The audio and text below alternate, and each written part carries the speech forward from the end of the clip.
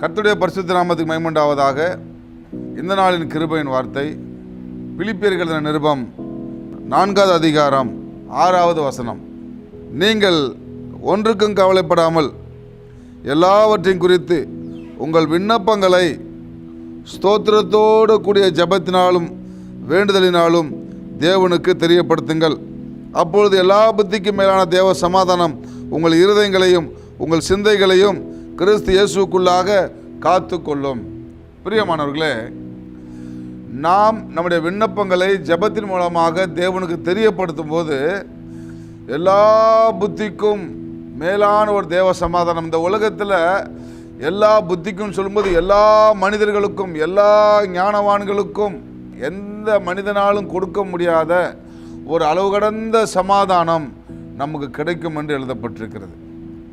அப்படிப்பட்ட ஒரு ஆசீர்வாதத்தை ஜெபத்தின் மூலமாக நாம் பெற்றுக்கொள்ள முடியும் என்று சொல்லி நாம் இந்த வசனத்திலிருந்து நாம் பார்க்கிறோம். இப்போ ஜெபிக்கும்போது ஆண்டவர் நமக்கு எல்லா புத்திக்கும் மேலான யாராலும் கொடுக்க முடியாத ஒரு சமாதானத்தை நமக்கு கொடுக்கிறார்.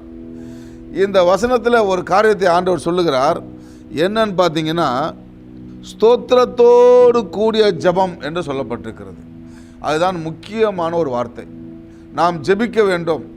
ஜெபிக்கும்போது தேவன் நம்முடைய ஜெபத்தை கேட்டு பதில் கொடுக்கிறார். நம்முடைய ஜெபத்திற்கு முன்பாக அந்த ஜெபம் எப்படி இருக்க வேண்டுமாம்? ஸ்தோத்திரத்தோடு கூடிய ஒரு ஜெபமாக இருக்க வேண்டும். இந்த ஸ்தோத்திரத்தோடு கூடிய ஜெபத்தை நாம் எப்படி புரிந்து கொள்வது என்று சொன்னால், ஆண்டவர் இதுவரைக்கும் நமக்கு செய்த நன்மைகளை நினைத்து பார்க்கிற ஒரு நிலைமை.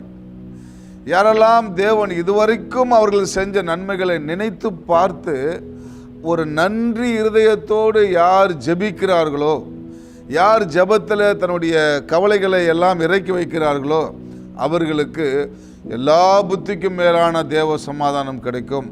அதாவது அவருடைய ஜெபம் கேட்கப்படும் என்று சொல்லி இந்த வசனம் நமக்கு சொல்லுகிறது.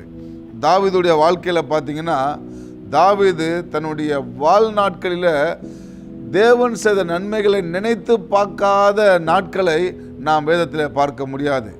தாவீது செய்த ஒவ்வொரு ஜெபத்திலும் தேவன் செய்த நன்மைகளை நினைத்து பார்க்கிறார்.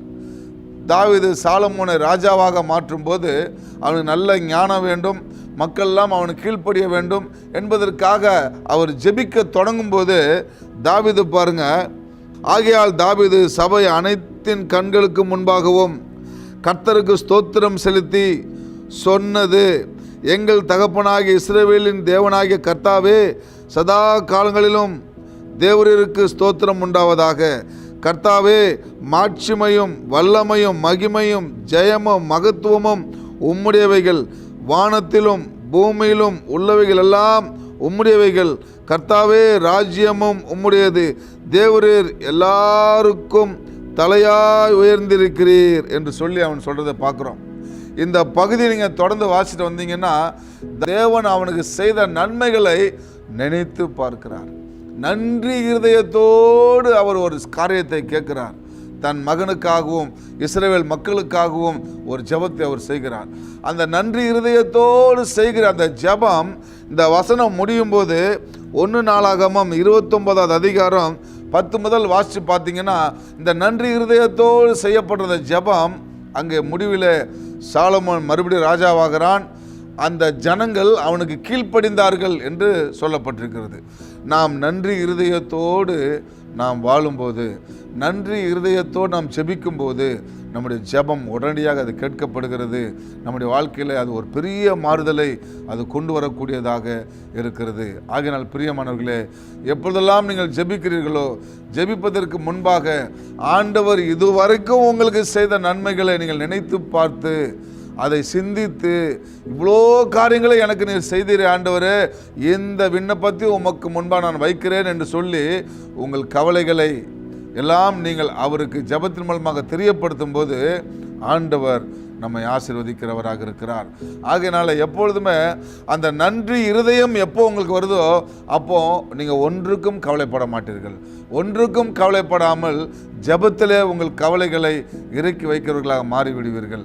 ஆகையினால பிரியமானவர்களே, நாம் நன்றி இருதயத்தோடு நன்றி உணர்வோடு வாழ்ந்து நாம் தேவனுக்கு முன்பாக நாம் சமாதானமாக நல்ல வல்லமையான ஜெப வீரர்களாக நாம் இருக்க முடியும்.